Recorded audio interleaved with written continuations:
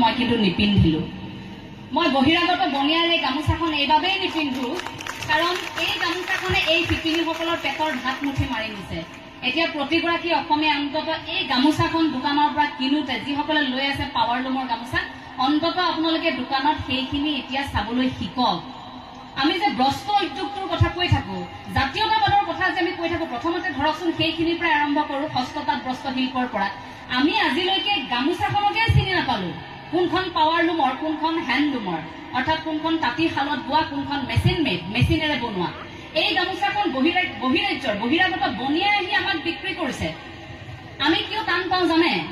সভা সমিতিসমূহত চাব, বিভিন্ন আঞ্চলিকতাবাদীৰ ভেটিত গঢ়ি উঠা জাতীয়তাবাদৰ কথা কোৱা বহু নিষ্ক্ৰিয়তো দেখিব, বহু তেনেধৰণে ডাঙৰ ডাঙৰ কথা কোৱা ব্যক্তিক দেখিব। বিহুৰ দিনা এই পাৱাৰলুমৰ গামোচাখন ডিঙিত লৈ থাকে তেওঁলোকে, কাৰণ এই গামোচাখন কেতিয়াবা সভাই সমিতিয়ে আপোনালোকে গ'লেহে দেখিব যে গামোচাখন চিনাক্ত কৰাৰ ক্ষেত্ৰত তেওঁলোক একেবাৰে অসফল। গতিকে শিপিনীগৰাকীক সন্মান কৰিব নাজানিলে একোৱেই লাভ নহ'ব।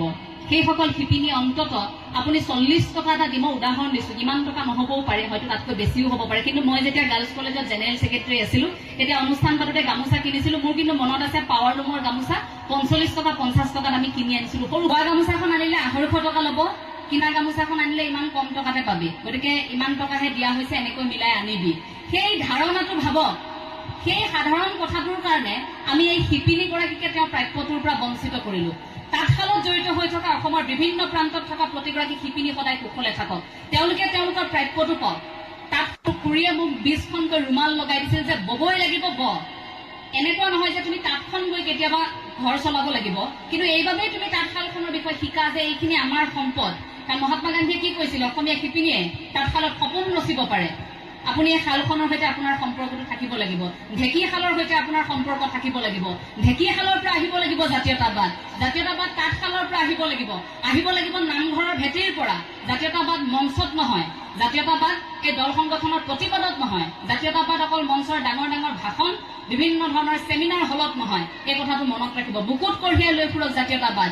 আপুনি আপোনাৰ ভাষাটো শুদ্ধকৈ কওক, আপুনি আপোনাৰ বস্ত্ৰ উদ্যোগটোৰ কথা ভাবক, আমি আমাৰ যিবোৰ আমাৰ লোককৃষ্টি লোক সংস্কৃতি এইবোৰৰ কথা ভাবক। তেতিয়া কোনেও জাতিৰ ক্ষতি কৰিব নোৱাৰে। আমি কিয় কৈ থাকোঁ মুখৰ ভাষাটো আনে কাঢ়ি নিব।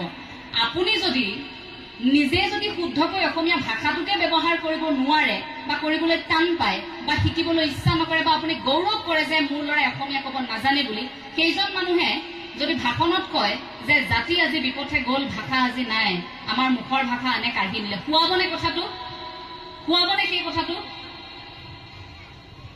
কিয় আমি আমাৰ সেই সম্পৰ্কবোৰ পাহৰি গ'লো? আংকল আণ্টি এই শব্দবোৰৰ সলনি আমাৰ ইমান ভাল লগা শব্দবোৰ আমি তাৱৈ, আমৈদৌ, বৰমা, বৰ্তা, বৰদেউতা, আপা, নিচা, এই শব্দবোৰ কলৈ গ'ল? আমাৰ এই শব্দবোৰ আমি কিয় ব্যৱহাৰ নকৰোঁ?